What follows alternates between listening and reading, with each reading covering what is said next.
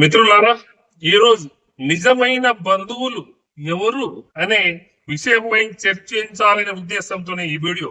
ఎందుకంటే మనల్ని అందరూ ఏ విధంగా అవసరమైతే వారికి అనుకూలంగా ఉండే విధంగా, వాళ్ళు వాడుకునే విధంగా ఉన్నంతసేపు మాత్రమే మనము మంచివారము.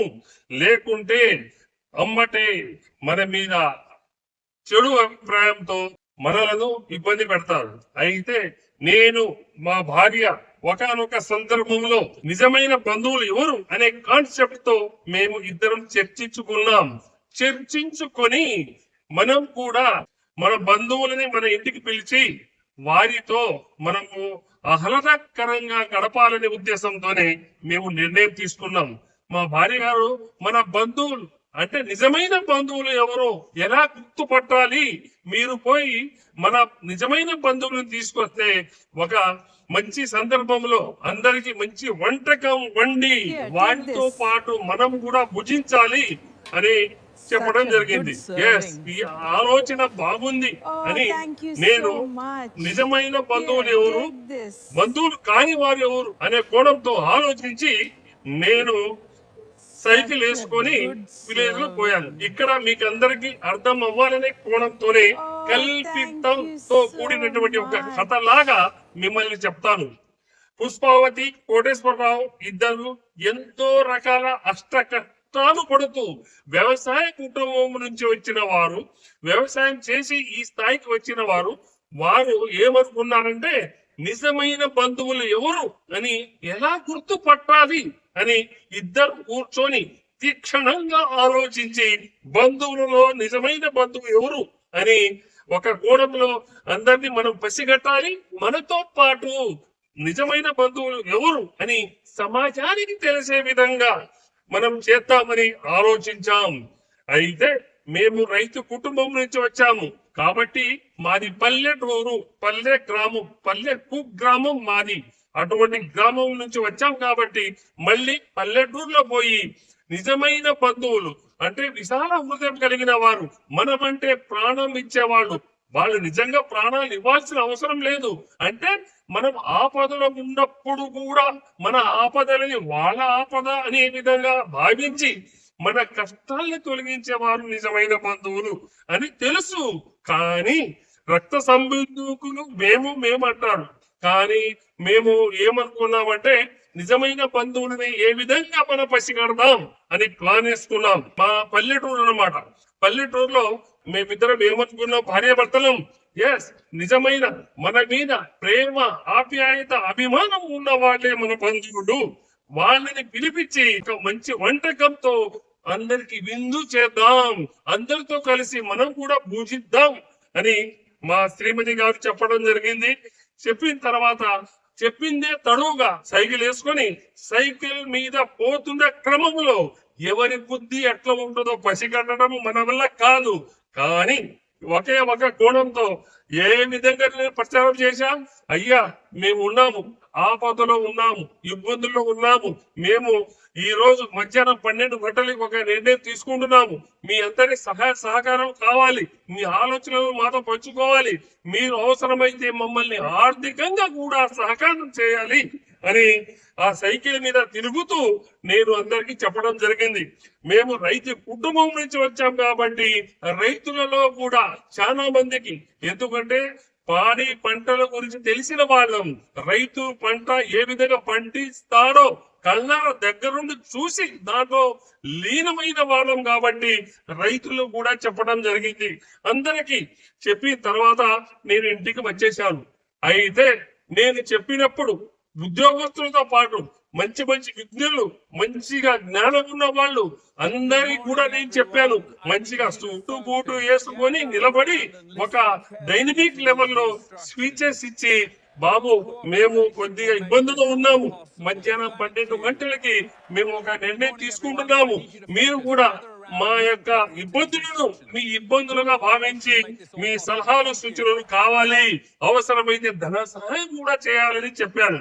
చెప్పి అందరికి సైకిల్ మీద తిరిగి ఇంటికి వచ్చాను.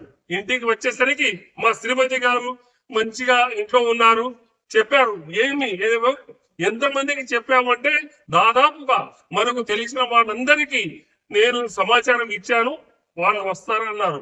అయితే రా అని చెప్పి నేను మా మేడం విందును తయారు చేశాము. మేడం గారు వంటకం చేస్తుండే దగ్గరుండి నేను కూడా సహకారం చేశాను. ఆ వంటకం చేసే క్రమంలో మేము ఎన్నో రకాలుగా ఆశలు పెట్టుకున్నాం. రక్త సంబంధికులు ముందు వస్తారు, మనకు సహాయం చేస్తారు అని. కానీ జరిగిన సంఘటన మొత్తం మా శ్రీమతికి చెప్పడం, శ్రీమతి కూడా ఇది మంచి ఆలోచన అని చెప్పడం జరిగింది. మా శ్రీమతితో పాటు నేను కూడా వంటకం తయారు చేసి ఆ వంటకాన్ని మంచిగా గుమగుమలాడే విధంగా అందరి మంచి విందులో మనం కూడా పాలు పంచుకొని అందరితో పాటు భుజించాలి అనే కోణంతోనే మేము ప్లాన్ వేసాము. కానీ సరిగ్గా 12 గంటలు వచ్చేసరికి ఒక ఉద్యోగి గాని, చదువుకున్న మేధావి గాని, డబ్బు ఉన్నవాడు గాని, లక్షాధికారి గాని, కోటీశ్వరుడు గాని ఎప్పుడు రాలే. వచ్చిన వాళ్ళు కేవలం రైతు కుటుంబంలో అమాయకులు, ప్రేమ అభిమానం ఉన్న వాళ్ళు, ఆప్యాయత కలిగిన వాళ్ళు మాత్రమే. పవన్ కోటేశ్వరరావు దంపతులకు ఇబ్బందులు ఉన్నాయి, ఆ ఇబ్బందులలో మనం కూడా పాలు పంచుకుందాం అని కొందరు పళ్ళు పలహారాలు కొందరు రకరకాలుగా పట్టుకొని ఎటువంటి ఇబ్బంది ఉందో నాయనా అని చెప్పి మరికొందరు రైతులైతే వాళ్ళు ఆర్థికంగా వెనకబడి ఉన్నా కూడా వారి యొక్క స్తోమతకు తగ్గట్టుగా వాళ్ళు కొన్ని రకాల పళ్ళు పలహారాలతో పాటు పైసలు కూడా తీసుకురావడం జరిగింది. వాళ్ళు వచ్చిన తర్వాత మేము మంచిగా డ్రెస్ చేసుకొని వంటకం చేసిన తర్వాత గుమగుమలాడే మంచి పసందైన వంటలు చూసి వాళ్ళు ఆశ్చర్యపోయారు. పవన్ కోటేశ్వరరావు గారు మీరు ఇబ్బందుల్లో ఉన్నారన్నారు కాబట్టి మీ ఇబ్బందులే మా ఇబ్బందులు కానీ మేము ఇంతమంది వచ్చామంటే, కాదు నాయన, నిజమైన బంధువు ఎవరో తెలుసుకోవాలి అనే కోణంతోనే మేము ఈ విధంగా ప్రచారం చేశాము. ఇప్పుడు తెలిసింది మీరందరే నా బంధువులు, కానీ నాతో పాటు పుట్టిన వాళ్ళు రక్త సంబంధికులు గాని, మా మిసెస్ పుష్పావతి తరపున వాళ్ళు గాని వాళ్ళు మీకంటే ముందు రాలేకపోయారు. కానీ ఎదుటి వ్యక్తి ఆపదలను చూసి వారి ఆపదగా భావించి సంబంధం లేని వారు కూడా ఎదుటి వ్యక్తి కష్టాలను అర్థం చేసుకొని వచ్చారే వారే నిజమైన బంధువులు అని అందరికి చెప్పడం జరిగింది. అందరూ క్లాప్స్ కొట్టి ఎస్ నిజంగా మంచి ఆలోచన అని చెప్పి వచ్చిన వారితో పాటు మేము వండిన వంటకం వారితో పాటు భుజించిన తర్వాత చాలా ఆహ్లాదకరంగా ఆనందం వేసింది. కానీ తర్వాత తెలిసింది నిజమైన బంధువు ఎవరు. మిత్రులారా, ఇప్పుడు అర్థం చేసుకోండి, మనము కష్టకాలంలో ఉన్నప్పుడు వచ్చేవాడే నిజమైన బంధువు. కానీ ఆర్థికంగా పైకి ఎదిగిన తర్వాత విలాసవంతమైన జీవితాన్ని గడుపుతున్న వ్యక్తిని చూసి ఇతను మా బంధువు అని చెప్పుకునేవాడు నిజమైన బంధువు కాదు. కష్టకాలంలో పైకి ఎదిగే క్రమంలో చేతినిచ్చి ముందుకు నడిపేవాడే నిజమైన బంధువు. అయితే నిజమైన బంధువు ఎట్లా ఉంటారంటే నిస్వార్థంగా, కళ్ళ కపటం లేకుండా, కల్మాసం లేకుండా ఆయన ఎదుటి వ్యక్తి బాధలను తన బాధలుగా భావిస్తాడు. నిజమైన బంధువు అట్లా ఉంటాడు. అదే విధంగా నిజమైన బంధువు ఎదుటి వ్యక్తి యొక్క ఆపదలను తన ఆపదలుగా భావించి ఆ యొక్క వ్యక్తికి చేయుతనిస్తాడు. అటువంటి వారే నిజమైన బంధువులు. అదే విధంగా నిజమైన బంధువులు ఎలా ఉంటారు? మన గురించి సమయం కేటాయిస్తారు. మనం ఫోన్ చేస్తే వారు ఇబ్బందులు ఉన్నాము, లేదా మేము బిజీగా ఉన్నాము, మా నాన్నగారు లేరు, నాన్నగారు వచ్చిన తర్వాత మేము ఫోన్ ఇస్తాము, లేదా చాట్ పెట్టాము, అన్ని ఉత్తి మాటలే. నిజమైన బంధువు మిస్డ్ కాల్ చూసి అమ్మటే ఫోన్ చేసి ఏమరా నీకేమైనా నాతో పని ఉందా, ఏ విధంగా నీకు నేను సహాయపడగలను అంటాడు. అటువంటి వారే నిజమైన బంధువు. ఎప్పుడైనా సరే ఎదుటి వ్యక్తి ఎటువంటి ఇబ్బందులు ఉన్నా వారి గురించి ధన సహాయంతో పాటు సమయాన్ని కూడా కేటాయిస్తారు. అటువంటి వారే నిజమైన బంధువులు. కాబట్టి మిత్రులారా, మనం సుమతి శతకం ఇదిగా ఒకసారి ఆలోచించినట్టయితే సుమతి శతకంలో ఒక పద్యం ఉంది. ఆ పద్యము ఎప్పుడు సంపద కలిగిన నప్పుడు బంధు వద్దురది ఎట్లన్నన్ దెప్పలుగా చెరువు నిండిన గప్పులు 10,000 చేరు కదరా సుమతి. మిత్రులారా, చూసారా పద్యం ఎంత బాగుందో?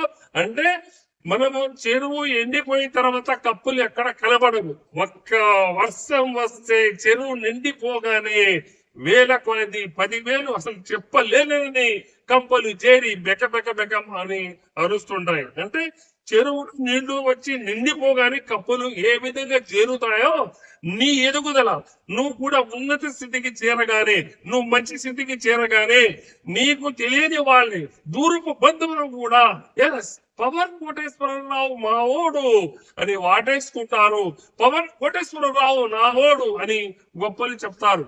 కాబట్టి మనము కప్పలు లాగా కాకుండా నిజాయితీతో నిస్వార్థంగా ఆలోచించి పేద బడుగు బలహీన వర్గాలలో ఎవరైతే ఆపదలో ఉన్నారో అటువంటి వారికి చేతనైన సహాయం చేసేవాడే వారి యొక్క బంధువు.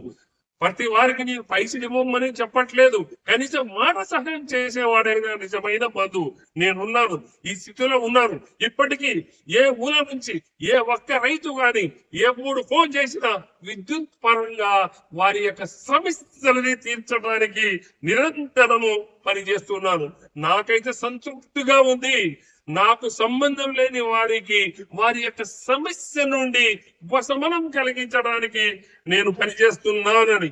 కాబట్టి మిత్రులారా, నిజమైన బంధువులు ఎవరు అనే విషయంలో తప్పకుండా అందరూ ఆలోచించి, సంపద కలిగిన తర్వాత నేను వచ్చాను, నువ్వు నా ఓడివి, నువ్వు నా బంధువువి, అలా అలా ఆ వరుసలో మరి మీ భార్య, అన్న, బావ, తమ్ముడు లేదా మీ మామ, కూతురు అని అవన్నీ కలప బంధాలు, పనికిరాని బంధాలు.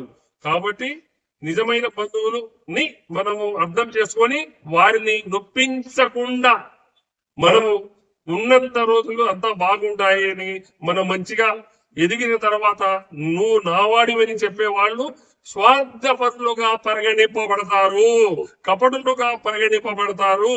కావున మిత్రులారా, మనము నిజమైన వ్యక్తులని, నిజమైన బంధువులు అంటే మనం రక్తం సంబంధంతో పుట్టిన వారు కాదు, మన కులస్తులు కాదు, మన మతస్థులు కాదు, మన రక్త సంబంధం లేకున్నా, దూరపు బంధువులు లేకున్నా, మరియు మన ఊరి గాని మండలం గాని జిల్లా వాడు కాకుండా కూడా మనసు మానవత్వంతో చేయుతనిచ్చేవాడే నిజమైన బంధువు అని అందరూ అర్థం చేసుకోవాలని, ఈ వీడియోను కూడా అందరికి చేరే విధంగా చేసి నిజమైన వ్యక్తులుగా మీరు పరిగణింపబడాలని పవన్ కోటేశ్వరరావు ఆశిస్తున్నా.